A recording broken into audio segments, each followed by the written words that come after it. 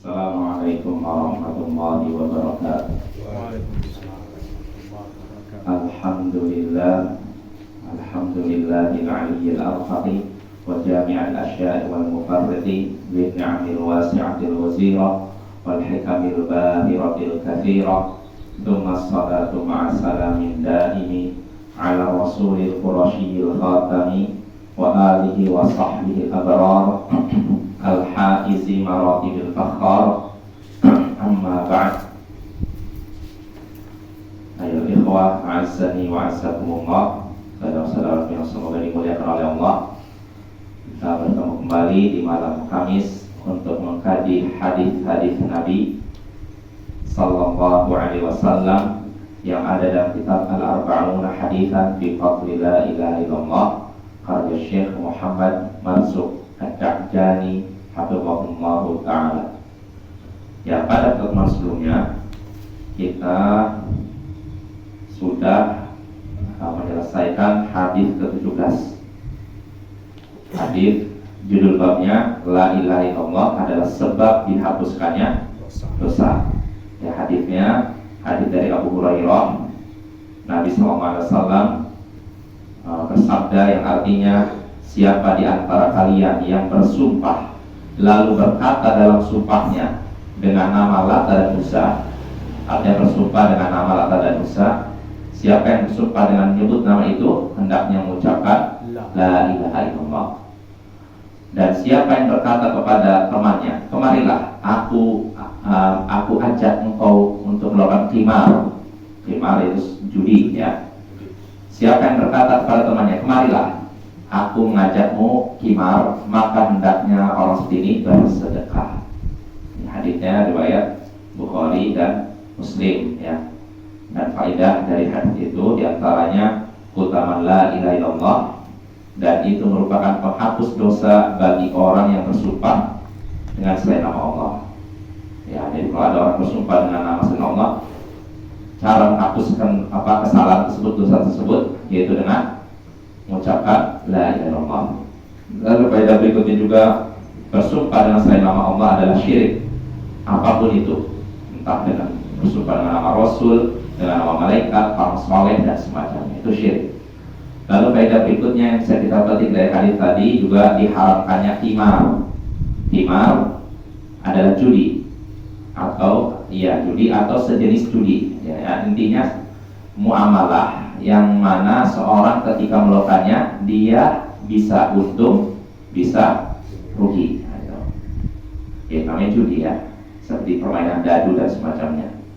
Lalu faedah terakhir dari hadis tersebut, dianjurkan dan disukai menghapus kesalahan dengan melakukan ketaatan yang sejenis dengannya, disertai dengan tobat. Kalau seorang sudah terjatuh dalam kesalahan, hendaknya selain tobat dia juga melakukan kebaikan yang bisa menghapuskan kesalahan tersebut. Ya, contohnya di sini orang yang mengucapkan demi Lata dan Uzza kan sumpah dengan selain nama Allah. Cara dianjurkan bagi orang yang seperti ini, selain tobat dia juga menghapuskan dengan kebaikan yang sejenis dengannya. Kalau tadi sumpah dengan selain nama Allah, ini kan syirik, berarti lawannya tauhid, itu la ilaha illallah, ucapkan la ilaha illallah. Nah, lalu sedangkan yang lainnya yang disebut dalam hadis, kalau seorang ngajak temannya judi, maka selain tobat hendaknya dia menghapus kesalahan itu dengan sedekah. Karena judi mengeluarkan harta dengan cara yang tidak benar. Lawannya berarti mengeluarkan harta dengan cara yang benar, yaitu sedekah. Nah, itulah beberapa faedah yang bisa kita petik dari hadis ke-17, ya. Kita 18, ya? Ya, masuk hadis 18. Atau belum 18? Belum, ya? Belum 18 sudah. 18 sudah? 17, ingatnya 17. 18 sudah, awal 19 harusnya, ya? 18 sudah, ya, Pak? Sudah. Enggak apa-apa diulang. Mengingatkan, ya, kalau saya kadang ya berarti 18 masalah. Biar oleh mutin, ya, nggak masalah, ya. Karena para ulama terdahulu itu memang mereka ngulang-ngulang hadis, ngulang-ngulang kitab sampai benar-benar melekat dan meresap atau masuk dalam hati mereka.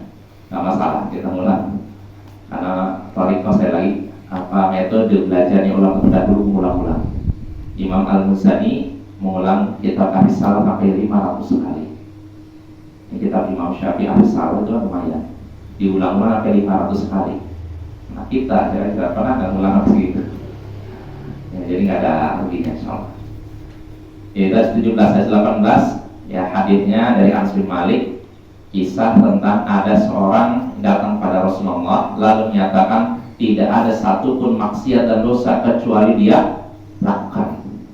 Artinya orang ini ingin menyesali kesalahan lalu ingin menyucikan diri. Gimana nih dia merasa dosa begitu besar, maka Rasulullah pun bertanya kepada dia, bukankah apakah engkau bersaksi bahwa tidak ada yang berhak disembah kecuali Allah dan Muhammad adalah Rasulullah? Bukankah engkau bersaksi demikian? Orang itu menjawab iya. Maka Rasulullah pun berkata, sesungguhnya ini akan mendatangi ini. Artinya apa? Syahadat tadi akan mendatangi kesalahan tadi lalu menghapuskannya. Nah itu hadis yang ke-18. Nah dari hadis ini diantara faedahnya sudah kita bahas, Islam ini akan menghapuskan kesalahan sebelumnya. Kalau seorang punya dosa sebesar apapun ketika belum masuk Islam, maka ketika sudah masuk Islam dihapuskan seluruh dosanya.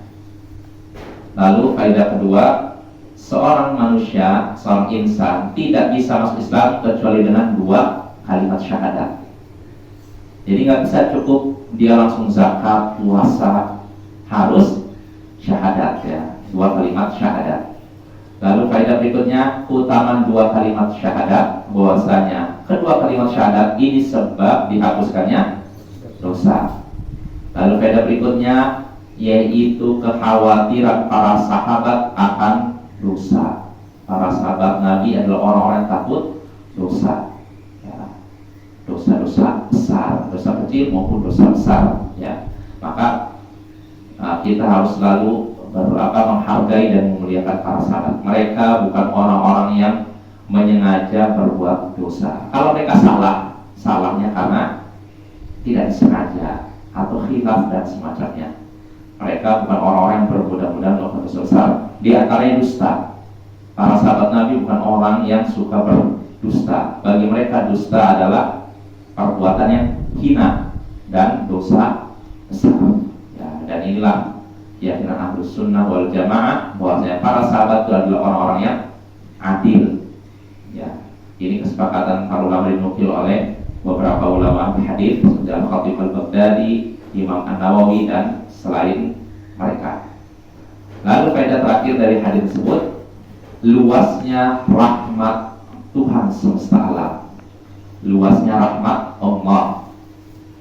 Jadi orang yang melakukan dosa-dosa besar kalau masuk Islam akan dihapuskan. Ini menunjukkan luasnya kasih sayang Allah.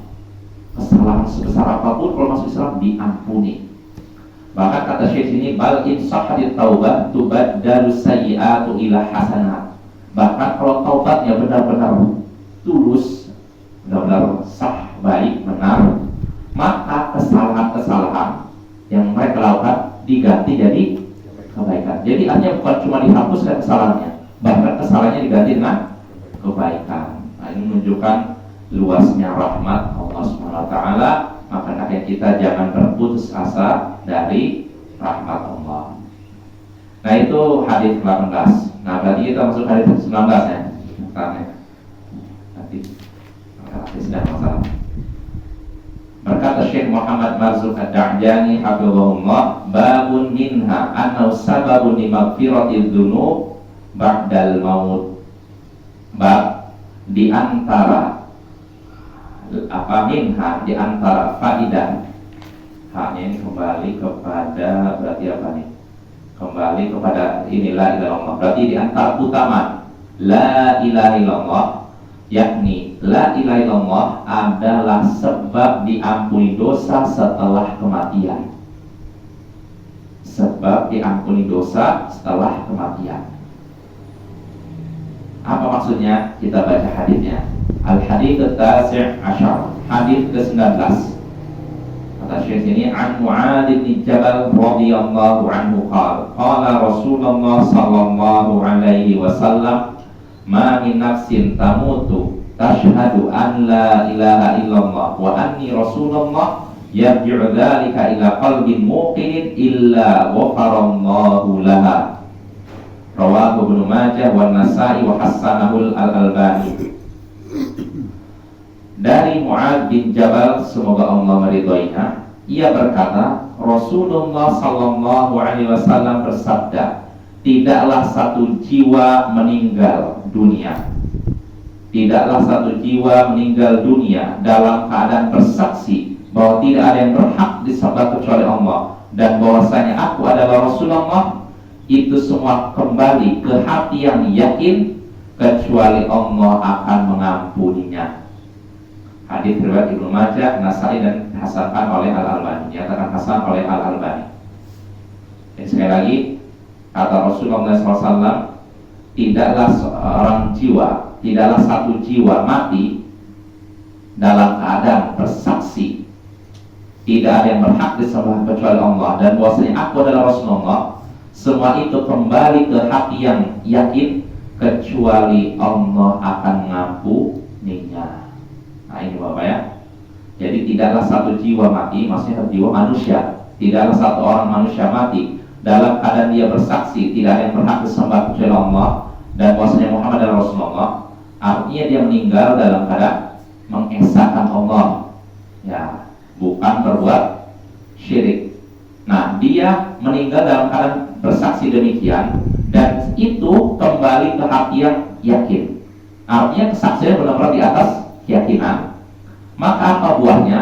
Melainkan Allah akan mengampuninya, mengampuni dosa-dosanya. Nah ini hadisnya ya. Nah kita baca utamanya atau faidah ya. Kata Syekh Muhammad Marzuq Ad-Da'yan di sini, dalal haditsu ala fawaid. Hadis ini menunjukkan beberapa faidah. Minha, di antara faidah hadis ini, fadlu la ilaha illallah wa annaha sababun li maghfiratil dzunub. Di antara faidah hadis ini yakni keutamaan la ilaha illallah dan bahwasanya la ilaha illallah adalah sebab diampuninya dosa. Nah ini sebab diampuni dosa. Di la ilaha illallah ini bukan amalan yang remeh, mengucapkan la ilaha illallah. Ini bisa mengampuni dosa kita ya. Kenapa kita katakan tidak remeh? Karena ini adalah cabang keimanan yang paling tinggi. Kita sudah bahas iman itu terjadi 60 sekian cabang. Cabang iman yang paling utama yaitu mengucapkan la ilaha illallah. Itu faedah pertama. Lalu waminha, lalu faedah berikutnya di antara hadis ini, qarnu syahadati lillahi tauhid bisyahadati li nabiyina bir risalah fala tasihhu ihdahuma illa bil ukhra. Digandengkannya kesaksian tentang keesaan Allah dengan kesaksian akan kenabian nabi kita, rasulan nabi kita. Digandengkannya kesaksian tentang keesaan Allah dengan kesaksian tentang kerasulan nabi kita. Dan tidak sah salah satu dari keduanya tanpa yang lainnya. Artinya di sini disebutkan kan Nabi menyatakan tidaklah satu jiwa meninggal dalam keadaan bersaksi bahwa tidak ada yang berhak disembah kecuali Allah. Lalu setelah itu apa? Dan bahwasanya aku adalah Rasulullah. Sebutkan dua kan? Tidak cuma satu. Artinya apa di sini?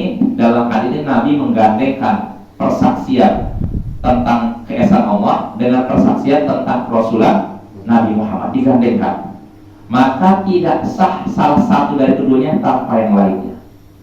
Artinya tidak sah seorang menyatakan aku bersaksi tidak ada yang berhak disembah kecuali Allah, tapi tidak mengakui Nabi Muhammad adalah Rasulullah, sah. Ya. Begitu juga kalau seorang mengaku, oh saya mengikuti Nabi Muhammad, saya bersaksi bahwa Nabi Muhammad adalah Rasulullah, tapi dia berpendapat boleh ibadah kepada Allah dan juga kepada orang soleh, boleh beribadah kepada Allah dan juga kepada malaikat. Ini tidak diterima, tidak sah seperti itu. Imannya tidak sah dan tidak dianggap muslim. maka harus sambung. Kalau memang kita bersaksi bahwa Allah Esa, berarti kita pun harus mengakui bahwa Nabi Muhammad adalah Nabi dan Rasul. Jadi tidak cukup cuma saya meyakini keesaan Allah, adapun Nabi Muhammad saya nggak mengaku sebagai Rasul. Ini nggak sah. Ini yang terjadi pada siapa? Orang-orang Yahudi kan. Orang Yahudi kan akui keesaan Allah kan. Tapi dalam masalah kenabian Nabi Muhammad nggak akui. Bagi mereka, oh ini cuma Nabi untuk orang-orang Arab, bukan untuk bangsa kami, kata mereka. Nah yang seperti ini tidak sah. Persaksian mereka tidak diterima dan mereka dianggap kafir, makanya mereka diperangi oleh Nabi kita, Rasul kita Sallallahu Alaihi Wasallam. Nah ini faedah kedua. Wa minha, lalu di antara faedah hadis ini juga annal a'malu bil khawatim. Di antara faedah hadis ini bahwasanya amalan itu tergantung penutupnya. Amalan itu tergantung penutupnya. Artinya nasib seorang itu tergantung akhir hidupnya. Kalau misalkan di akhir hidupnya dia meninggal dalam keadaan baik, berarti nasibnya nanti akan baik. Tapi kalau akhir hidupnya buruk, maka nasibnya nanti akan buruk. Nasibnya dikubur buruk, nasibnya di akhirat buruk. Kalau akhir hidupnya meninggalnya dalam keadaan baik, berarti nasibnya dikubur baik, nasibnya di akhirat baik. Ya contohnya dalam hadis ini saya sebutkan tidaklah satu jiwa pun meninggal dalam keadaan bersaksi tidak ada yang berhak disembah kecuali Allah dan bahwasanya Muhammad adalah Rasulullah. Berarti kalau orang meninggal dalam keadaan seperti ini, baik tidak? Baik. Ya. Makanya di sini kecuali dia akan Allah ampuni. Nah ini ya. Jadi seorang itu ditentukan di akhir hayatnya. Kalau akhir hayatnya baik, maka nasibnya baik di kubur, nasibnya baik di akhirat. Kalau akhir hidupnya buruk, maka nasibnya buruk di kubur, nasibnya juga buruk di akhirat nanti. Maka kita mohon kepada Allah agar menutup hidup kita dengan baik, Bapak ya. Banyak doa. Ini lakukan apa tadi itu kan? Innamal a'malu bil khawatim. Dengan to dengan ta. Khawatim. Dan khatam. Penutup. Khatam. Saya udah khatam Quran nih, khatam Quran itu khatam. Ambil khawatim. Sesungguhnya amalan itu tergantung penutupnya. Artinya nasib seorang ditentukan di akhir hayatnya. Kalau Ketinggalan hadis. iya, hadis riwayat Bukhari dari sahabat Sahl bin Sa'ad kalau tidak salah. Innamal a'malu bil khawatim. Ya, ini hadisnya artinya maknanya sangat mendalam Bapak ya. Kita nggak tahu akhir hidup kita Bapak ya. Nggak bisa memastikan. Ya tapi kita memohon kepada Allah agar menutup hidup kita dengan baik. Ya, jangan sampai akhir hidup kita buruk. Ya, terus bagaimana caranya supaya akhir hidup kita baik? Ya kita mumpung masih hidup segera melakukan kebaikan. Mudah-mudahan kebaikan itu jadi penutup hidup kita. Dan kalau kita ketahui yang disebut akhir hidup yang baik atau husnul khotimah itu tidak mesti meninggal dalam keadaan sujud atau meninggalnya dalam keadaan misalkan lagi baca Quran dan semacamnya. Memang itu salah satu tanda akhir hidup yang baik kan. Namun itu bukan sebagai tanda istilahnya apa ya, satu-satunya tanda. Ya. Akhir hidup yang baik artinya seorang meninggal dalam keadaan mengesahkan Allah, tidak berbuat syirik, mengikuti sunnah Nabi, tidak melakukan bid'ah, dia menaati Allah dan tidak melakukan maksiat. Itu aja. Jadi nggak mesti ketika sujud. Kalau seorang misalkan dia dalam keadaan udah menjauhi syirik, dia mengesahkan Allah, tidak melakukan bid'ah, memegang teguh sunnah Nabi, tidak melakukan maksiat, dia selalu melakukan ketaatan, lalu meninggalnya dalam keadaan tidur. Ini akhir hidup yang baik apa buruk? Baik, karena dia dalam keadaan tidak mendurhakai Allah. Nah sampai jadi nggak mesti, dia itu hak hidup yang baik karena sujud, nggak mesti, nggak cuma itu aja. Akhir hidup yang baik jangan cuma dibatasi meninggal ketika sujud. Memang meninggal ketika sujud itu termasuk tanda akhir hidup yang baik, tapi bukan satu-satunya. Jelas ya, bukan satu-satunya. Nah kenapa saya sebutkan ini pertanyaan seperti ini? Pembahasan ini pernah disinggung oleh Syekh Muhammad bin Shalih Al Utsaimin. Beliau ketika menjelaskan tentang hadis yang serupa ini, kalau nggak salah, Beliau menyatakan akhir hidup yang baik, husnul khotimah itu gak mesti seorang mati dalam keadaan sujud atau lagi baca Quran. Enggak. Itu memang tanda seorang akhir hidup yang baik, tanda akhir hidup seorang baik. Tapi maksudnya meninggal dalam keadaan baik, artinya dia meninggal dalam keadaan tidak bermaksiat, tidak melakukan syirik, tidak melakukan bid'ah, itu baik. Jadi mau meninggal dalam keadaan tidur, posisi tidur kah, atau lagi duduk kah, atau lagi misalkan jalan kah, kalau memang dia tidak melakukan syirik, tidak melakukan bid'ah, tidak melakukan maksiat, itu akhir hidup yang baik, Bapak. Dan kita mohon kepada Allah seperti itu, Bapak ya, menjaga akidah kita, ketaatan kita kepada Allah sampai maut menjemput kita. Nah, itu faedah ketiga. Lalu faedah berikutnya, di antara faedah berikutnya, wa minha ishtiratul yaqin fi nutqi bi syahadatain wal yaqinu yastalzimu sa'ira syurutihima. Di antara faedah hadis ini disyaratkan yakin dalam mengucapkan dua kalimat syahadat. Harus yakin. Artinya kalau seorang mengucapkan dua kalimat syahadat tanpa yakin, ragu-ragu, ini tidak sah. Artinya apa? Dia tidak dianggap muslim. Dia masih kafir. Jelas apa ya? Walaupun kalau secara lahir di dunia kita nilai berdasarkan lahir kan, karena hati seorang nggak tahu kan. Tapi pada hakikatnya kalau seorang mengucapkan asyhadu an la ilaha illallah, asyhadu an la ilaha illallah wa anna muhammadar rasulullah, tapi dalam hatinya ragu, pada hakikatnya dia bukan muslim. Walaupun secara lahir kita melihatnya sebagai muslim. Dan memang kita di dunia cuma menilai berdasarkan lahir seorang. Oh, dia udah mengucapkan dua kalimat syahadat, udah muslim. Tapi kalau dia tidak yakin, ya nanti urusan dia dengan Allah. Berarti seperti apa? Mengucapkan syahadat tapi gak yakin. Seperti siapa ini? Orang munafik. Orang munafik mereka mengucapkan dua kalimat syahadat, bahkan lebih fasih kepada kita. Orang munafik di Arab ya, bukan di Indonesia. Mereka lebih fasih karena orang Arab ya, makhorijul hurufnya jelas. Tapi walaupun gitu, mereka bidarkil asfali minan nar. Dalam hadis, dalam ayat disebutkan mereka akan berada di neraka yang paling bawah, ya, gitu ya. Jadi harus yakin. Dan kata Syekh ini, dan yang namanya yakin berkonsekuensi melakukan syarat-syarat lainnya. Karena syarat dari la ilaha illallah bukan cuma yakin. Ilmun yakinun wa ikhlasun kama ilmun yakinun wa ikhlasun wal qabul ada beberapa 8 syarat. Di antaranya apa? Selain yakin, ilmu, tahu. Apa maknanya tahu. Jadi seorang ketika mengucapkan kalimat syahadat dia tahu, ini saya mengucapkan ini maksudnya apa, konsekuensinya apa, tahu. Kalau seorang setelah ucapkan asyhadu an la ilaha illallah, dia nggak tahu artinya apa. Cuma katanya, kamu ucapkan syahadat nanti masuk Islam. Oh gitu ya, udah asyhadu an la ilaha illallah. Dia mengucapkan dalam keadaan tidak tahu artinya maksudnya apa. Ini pun tidak sah. Walaupun kita di dunia menilai berdasarkan lahir, tapi pada hakikatnya dia belum sah, belum muslim. Karena dia nggak tahu la ilaha illallah itu maksudnya apa, nggak tahu. Makanya bahwa penting berilmu, penting tahu. Makanya Bapak kalau kita ini lupa juga Pak, kalau misalkan ada orang yang masuk Islam, kita jelaskan, kamu udah mengucapkan syahadat ini, konsekuensinya kamu begini. Jadi biar dia tidak mengucapkan la ilaha illallah, cuma ini aja sekedar ingin masuk Islam, tapi nggak paham maknanya, konsekuensinya. Ilmun yakin, lalu ikhlas, wasidqu kama mahabbatin wal qiyadi wal qabuliha wal qabulaha wal kufran minka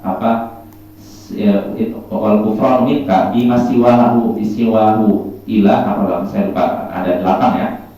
Jadi antaranya ilmu, syarat la ilaha illallah, yakin, lalu ikhlas.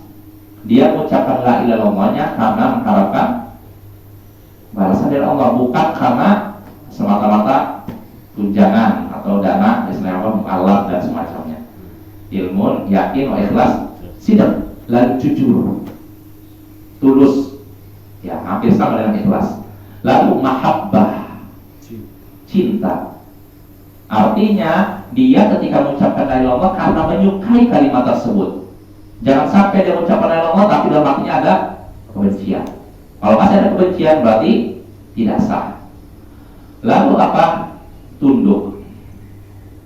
Artinya dia ketika setelah mengucapkan la ilaha illallah, dia tunduk dengan konsekuensi la ilaha illallah itu. Maka kalau ada orang mengucapkan, oh saya asyhadu an la ilaha illallah wa asyhadu anna muhammadar rasulullah, tapi saya nggak mau ibadah pada Allah, saya ibadahnya pada sah, nggak sah.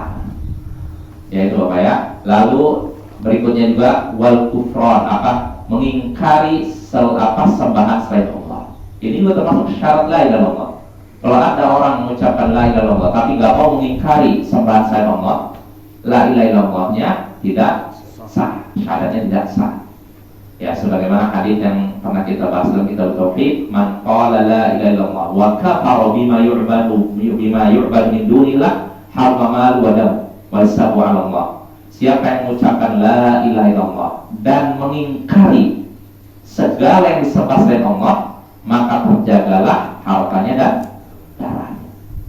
Nah, di sini Nabi menyebutkan seseorang akan terjaga darah dan hartanya apakah sedang mengucapkan la ilaha illallah? Tidak. Dia mengucapkan la ilaha illallah dan apa? Mengingkari. Artinya dia meyakini sembahan selain Allah salah. Ini beribadah kepada malaikat salah, beribadah pada nabi salah, beribadah pada orang soleh salah, beribadah pada patung salah. Dia harus yakin begitu. Kalau dia mengucapkan la ilaha illallah tapi tidak meyakini semua itu salah, ini syahadatnya tidak sah. Nah itu Bapak ya. Jadi ketika seorang mengucapkan la ilaha illallah, dia harus yakin dan keyakinan berkonsekuensi memenuhi syaratnya. Ya, syaratnya tadi sudah kita singgung. Lalu faedah berikutnya yang kelima, wa minha, di antara faedah hadis ini si'atu rahmati rabbil alamin, luasnya rahmat Tuhan semesta alam, luasnya rahmat Allah. Kenapa? Seorang ketika meninggal dalam keadaan bersaksi dua tadi, maka Allah akan ampuni dosa-dosanya walaupun dosanya banyak. Nah, ini kan menunjukkan luasnya rahmat Allah. Artinya apa Bapak? Kita ini kalau kita mau mengharapkan surga semata-mata amalan kita nggak akan bisa. Jadi surga tuh ibaratnya gini, kita dapatkan bukan karena ibaratnya gini, saya setinggal beli, nih saya udah ini punya uang segini, nih berarti saya berhak dapat itu. Ini saya uang sekarang di HP 5 juta, berarti HP harus ke saya. Ini kan jual beli kan? Ya kan?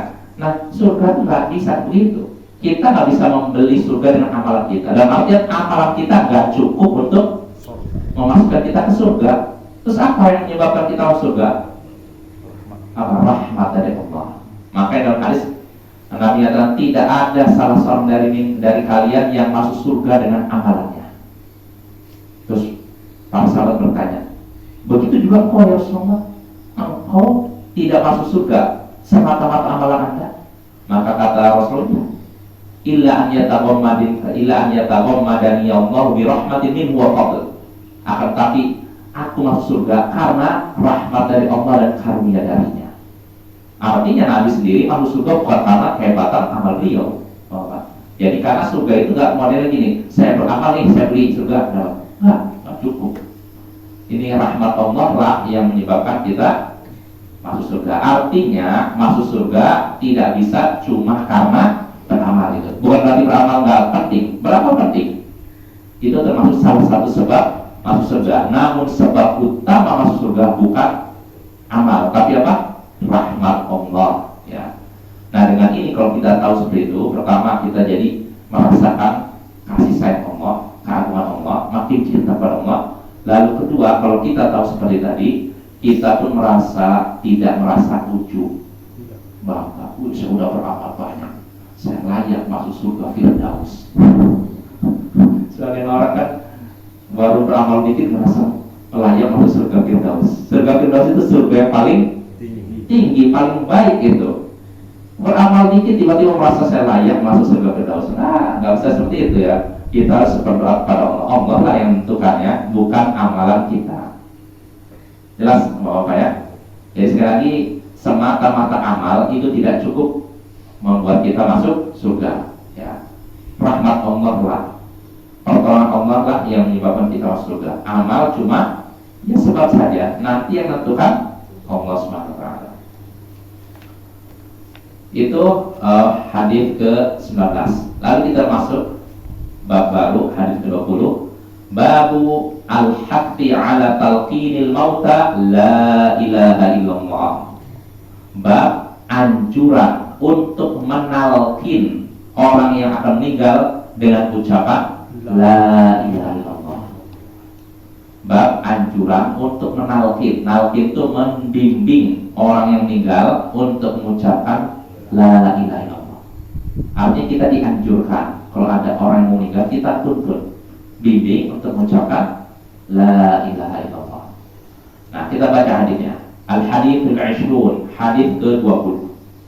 An Abi Sa'id Al-Khudri radhiyallahu anhu qala Rasulullah sallallahu alaihi wasallam laqinu mautakum la ilaha illallah, rawahu Muslim. Dari Abu Sa'id Al-Khudri,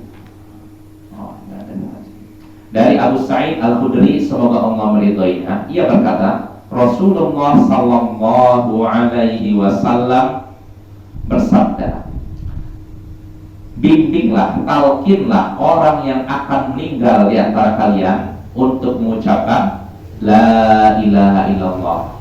Hadis riwayat Muslim. Jadi kata Rasulullah SAW, bimbinglah, talkinlah orang yang akan meninggal dunia di antara kalian untuk mengucapkan la ilaha illallah. Nah, di sini Bapak, mautakum, kalau kita terjemahkan orang meninggal di antara kalian. Bimbinglah orang yang meninggal dunia di antara kalian untuk mengucapkan la ilaha illallah. Kita mikirnya berarti orang meninggal, udah meninggal ya. Nah, cuma la ilaha illallah. Bukan begitu. Maksud para ulama mautakum bukan orang meninggal, tapi orang yang akan meninggal. Kalau orang udah meninggal, apa manfaatnya kita ucapkan bimbing la ilaha illallah? Udah nggak bisa lagi deh. Udah terputus amalnya. Dia nggak bisa apa-apa ya.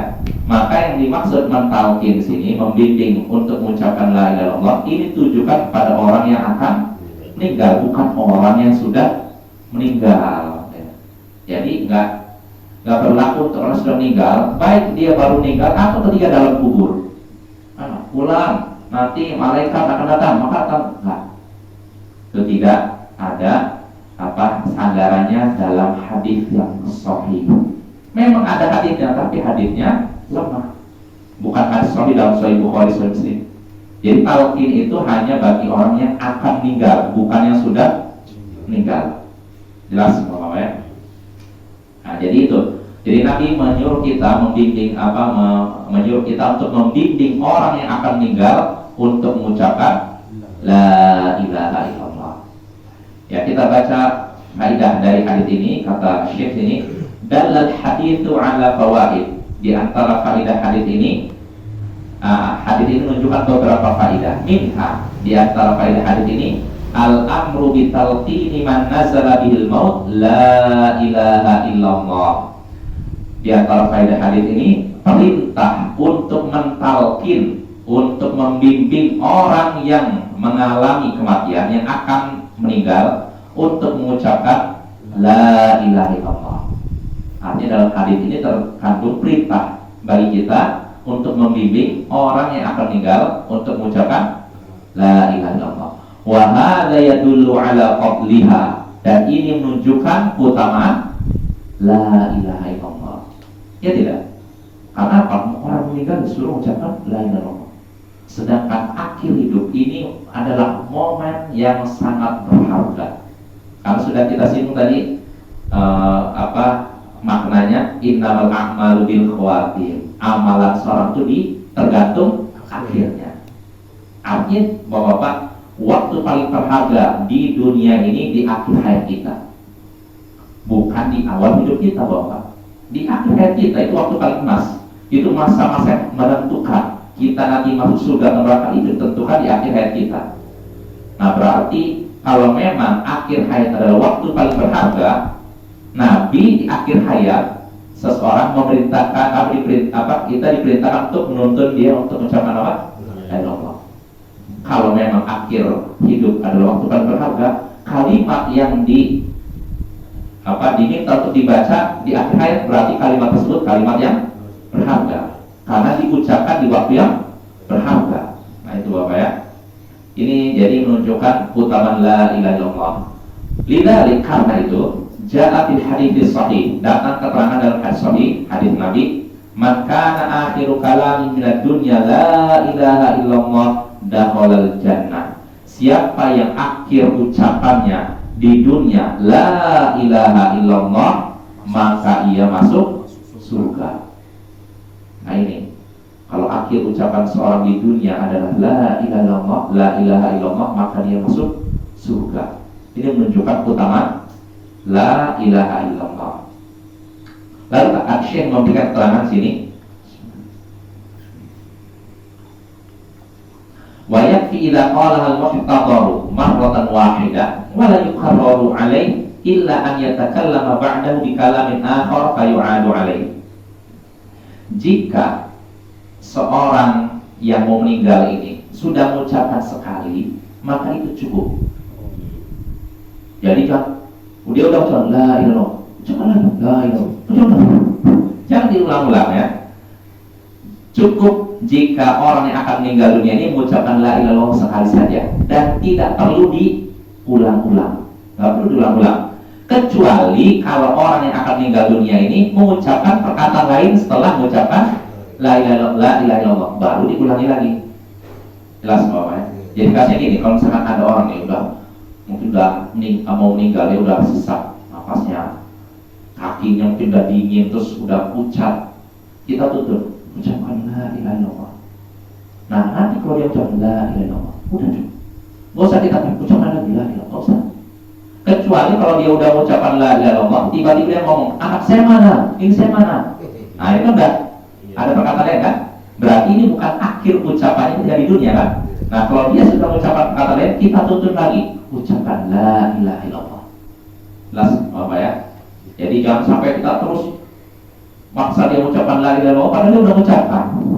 Nanti akhirnya berat. Khawatirnya kalau terus ditekan, kata Syekh Muhammad bin Shalih Al-Utsaimin, beliau pernah membahas tentang ini.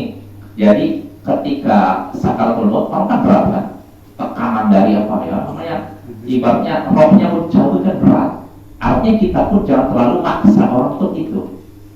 Jadi kalau misalnya soal berat, biarkan dulu dia. Misalnya dia berat mengucapkan la ilaha illallah, karena tekanan ini kan rohnya mencabut. Kita tuntut dia melakukan ucapan la ilaha illallah. Jangan terlalu maksa. Nanti kalau dia udah mengucapkan la ilaha illallah, cukup. Gak usah kita ngomong lagi. Harus terdengar tuh suara kita. Nggak mesti. Kalau misalnya dia udah gerak, berarti tanda dia mau mengucapkan itu. Ya, artinya kita orang sakit kan nggak bisa kadang ya. Ada yang bisa mengucapkan dengan suara yang jelas, dan ada yang kadang udah saking beratnya cuma bibir yang gerak. Nah itu udah cukup. Iya, makanya kita perhatikan dia udah mengucapkan bibir minimal gerak. Kan biasa dia dengar mau, nah gitu. Nah kalau dia udah begitu, insya Allah udah bagus itu. Sedang sekarang itu lah mungkinnya. Iya, dan walaupun 3 jam setelah itu baru meninggalnya. iya, nggak masalah. Kalau memang dia udah begitu dan dia udah nggak, artinya nggak akan mengucapkan perkataannya, udah cukup. Kecuali sekali lagi kalau dia mengucapkan perkataan lain, anak saya mana, tolong ini, nah itu udah mengucapkan perkataan lain kan, maka kita bimbing lagi. Nah ini Bapak ya, ini penting ya. Syekh ini sekali lagi pernah menyatakan orang sakaratul maut itu berat karena tekanan itu, maka jangan kita terlalu memaksa dia, pelan-pelan, lembut, sampai dia bisa mengucapkan la ilaha illallah dengan tenang. Lalu berikutnya kata Syekh ini, wa minha, di antara faedah hadis ini, al-huduru 'indal muhtadar li talqini, menghadiri orang yang akan meninggal dunia untuk mentalkinnya, untuk membimbingnya mengucapkan la ilaha illallah. Artinya kita dianjurkan menghadiri orang yang akan meninggal dunia dalam rangka apa? Hakim. Nah ini dianjurkan Bapak ya. Kita datang, itu termasuk kebaikan kita kepada saudara seiman. Dan ini Bapak bukan cuma kepada muslim, kepada orang kafir pun boleh. Seperti yang pernah dipraktekkan Nabi. Nabi kan pernah mendatangi orang anak Yahudi. Anak Yahudi pembantu Nabi, sering bantu Nabi. Nah saat dia meninggal, meninggal sakit parah, maka Nabi pun menjenguk. Lalu Nabi nyuruh dia asli, masuk Islam lah, mengucapkan syahadat. Nah, namun si anak ini nengok ke ayahnya. Kenapa itu? Seakan-akan dia udah berat, udah nggak bisa ngomong ini. No. Maka kata ayahnya Yahudi, kan, ayat Abul Qasim, taatilah Abul Qasim. Maksudnya taatilah Nabi Muhammad. Akhirnya dia mengucapkan dua kalimat syahadat. Setelah itu keluar Nabi, meninggal. Maka kata Nabi, alhamdulillahilladzi anjahu bi minan nar. Segala puji bagi Allah yang telah menyelamatkannya dari neraka lewat diriku. Nah itu Bapak ya. Jadi kita boleh, kalau kita ada di sini yang kafir, kita dekati selama keluarganya mungkin ini memberikan pelafalan, kita udah kamu masuk Islam ya, biar kamu selamat di akhirat. Ucapan la ilaha asyhadu an la ilaha illallah. Kalau dia mau, masya Allah pahalanya besar Bapak. Jadi penyelenggaraan apanya, mandikan kuburannya bagaimana ya? Kalau memang udah syahadat dia muslim, kita mandikan, kita kafani, kita dikuburkan ke kuburan kaum muslimin. Ya. Makanya itu penting. Kita lihat kondisi keluarganya. Kalau kira-kira keluarganya menunjang, kira-kira mendukung, nggak apa-apa. Tapi kalau dikhawatirkan ini ya nggak usah, karena bukan kewajiban juga. Ya. Tapi nggak ada salahnya kita coba. Siapa tahu sukses. Yang saya khawatirkan nanti kan yang dekat-dekat ini keluarganya Wah. tahun lain-lain nggak mau, karena mau dikubur di Muslim, mau dimandikan. Ya itulah repotnya ya. Memang kalau kita di tengah-tengah mayoritas mereka sulit. Kalau Nabi mempraktekkan itu karena mayoritasnya Muslim kan, para sahabat kan banyak kan. Sedangkan Yahudi ini minoritas kan, berarti Rasul. Tapi kalau misalkan di tengah mayoritas orang kafir, tentu kita harus berpikir berapa kali ya. Gitu ya. Lalu berikutnya, kata Imam di sini sebut Syekh menyebutkan perkataan Imam An-Nawawi, qala An-Nawawi rahimahullah wa yatadammanu al-hadits al-qudur 'inda al-muhtadar li tadhkiri wa ta'nisi wal igmad bi 'ainai wal qiyam bi huquqi wa hadha mujma'un 'alaih. Hadis tadi mengandung anjuran perintah untuk menghadiri orang yang akan meninggal dunia dalam rangka apa? Mengingatkannya, menghiburnya, dan menutup matanya. Jadi kan, kalau orang meninggal kan begini kan. Nah kita itu dia tujuan kita apa menghadiri orang yang akan meninggal, dan juga untuk menunaikan hak-haknya. Dan ini perkara yang disepakati para ulama, artinya dianjurkan, bukan perkara yang terlarang Bapak ya. Jadi kalau kita sempat menghadiri orang yang akan meninggal dunia, yaitu diantaranya kita hibur dia, kita ingatkan, kita tuntun mengucapkan la ilaha illallah. Lalu kalau dia ternyata meninggal dunia, lalu matanya terbelalak itu, kita tutup. Nah itu. Ini faedah kedua ya. Lalu faedah terakhir yang bisa kita petik dari hadis ini, al-isyaratu ila sakaratil maut li hajatil muhtadar li talqin. Dalam hadis ini terkandung isyarat tentang sakaratul maut. Ya, sakaratul maut kan. Insyaallah maknanya jelas sakaratul maut ya. Kenapa? Karena butuhnya orang yang akan meninggal dunia untuk ditalqin. Artinya di situ ada sakaratul maut. Sebab kalau misalkan nggak ada sakaratul maut, untuk apa ditalqin? Kan? Ditalqin itu karena keadaannya ada sakarat, ada kritis. Makanya dia butuh untuk ditalqin, untuk dituntun mengucapkan la ilaha illallah. Ya kita mohon kepada Allah agar menutup hidup kita dengan baik, agar menutup hidup kita dengan baik, yaitu meninggal di atas tauhid, sunnah, dan ketaatan kepada Allah. Ya mungkin itu saja. Insyaallah pada pertemuan berikutnya kita lanjut hadis yang baru, yaitu hadis ke-21 dengan bab baru, yaitu bab an la ilaha illallah tunji min adzabil qabr. Bab bahwasanya la ilaha illallah akan menyelamatkan dari siksa kubur. Ya. Ini insyaallah kita bahas pada pertemuan berikutnya. Wassallallahu ala nabiyyina Muhammadin wa ala alihi wa sahbihi ajma'in. Wa akhiru da'wana alhamdulillahi rabbil alamin. Assalamualaikum warahmatullahi wabarakatuh. Waalaikumsalam.